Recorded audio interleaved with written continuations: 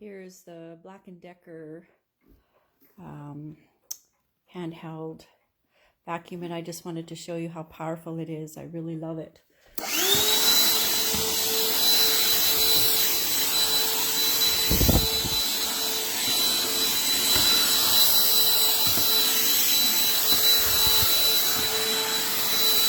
then it has,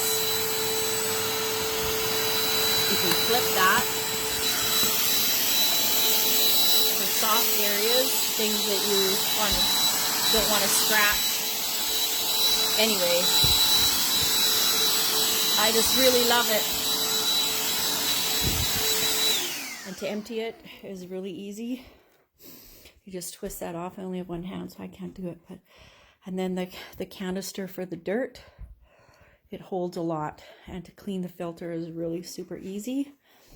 And then when you're all done, you just stand it on the base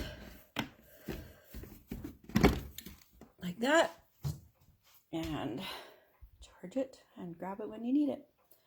I just love it.